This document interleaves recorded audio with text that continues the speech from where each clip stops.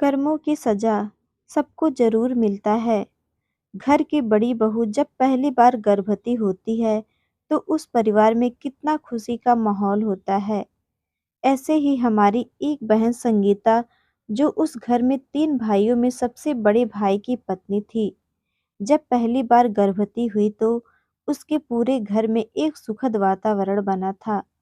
दोनों देवर दिन में कई बार पूछते थे, भाभी आपको क्या लेकर आऊं? आपको क्या पसंद है? यदि बेटा हुआ तो हम उसका नाम आर्यन रखेंगे और बेटी हुई तो आरना रखेंगे। सासू माँ भी बहुत खुश थी। कई वर्षों बाद एक बार फिर से उस घर में बच्चे की किलकारियां गूंजने वाली थी, पर किस्मत को कुछ और ही मंजूर था। अभी 2.5 महीना ही हुआ था। एक रात अचानक संगीता का गर्भ गिर गया। घर का माहौल ऐसा हो गया जैसे अब कुछ बचा ही ना हो। उस दिन घर में खाना भी नहीं बना।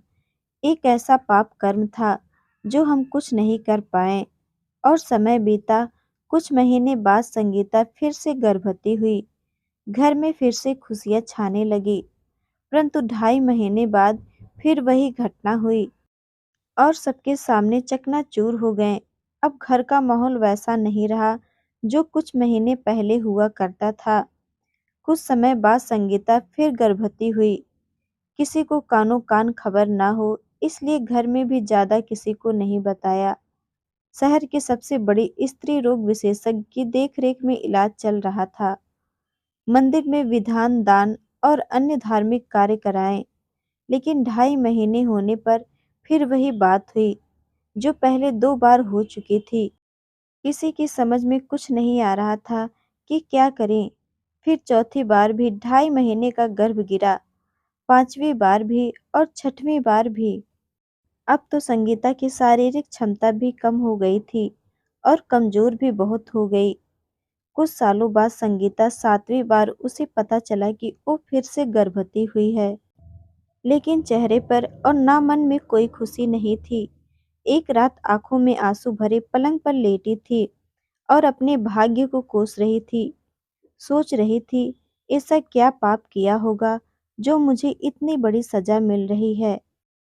अपने अतीत की ओर ध्यान दिया तो कुछ धुंधला सा याद आया।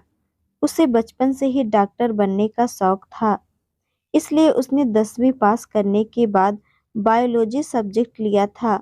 एक बार स्कूल में डिटेक्शन के लिए एक चूहिया को लेकर आए थे और उसे बेहोश करके शिक्षिका ने संगीता से कहा, ये लो चाकू और इसके पेट में कट लगाओ। संगीता ने डरते डरते कट लगाया तो रक्त की धार बह निकली और थोड़ी देर बाद वो चूहिया मर गई। उसके पेट भीतर देखा तो उसके गर्भ में बच्चे पल रहे थे, लेकिन पेट चीरने के कारण उनकी मृत्यु हो चुकी थी। उन बच्चों की गिनती की तो वो 7 बच्चे थे। अब संगीता को समझ आ गया था कि ये कौन सा पाप है जो आज मुझे सजा दे रहा है। भले ही उस दिन संगीता ने वो विषय छोड़कर दूसरा ले लिया था, लेकिन अनजाने में ही सही, पाप तो हो गया था। अगले दिन सुबह उसकी सासू माँ, जिनकी देव शास्त्र गुरु पर अटूट श्रद्धा थी, संगीता के कमरे में आई और बोली, चिंता मत करो बेटी, भगवान के घर देर है अंधेर नहीं, इस बार सब ठीक हो जाएगा।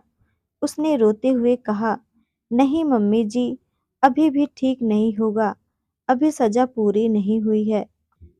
फिर उसने सबको वो घटना सुनाई तो सबकी आंखें फटी रह गई। बोले, हे भगवान, ऐसा भी होता है। और वही हुआ। 7वीं संतान भी 2.5 महीने बाद चली गई। अपने अपने करने का फल सबको मिलता है। कर्म किसी को नहीं छोड़ते, पापी हो या संत। उसके बाद संगीता ने उस पाप का प्रायश्चित लिया और आखिरकार शादी के 9 वर्ष बाद संगीता को संतान सुख मिल ही गया। आज संगीता एक प्यारी सी बच्ची की माँ है। आज संगीता की शादी की 19 वर्ष हो चुकी, लेकिन जब भी डिसेक्शन वाली घटना को सोचती है तो सिहर उठती है। इसी तरह पाप करते समय हम परिणाम नहीं सोचते। ये अनजाने में हुए पाप की सजा थी, लेकिन ऐसे कई पाप हम जानते हुए भी करते हैं। इसलिए पाप से बचो। जो आज बोओगे वही कल काटोगे।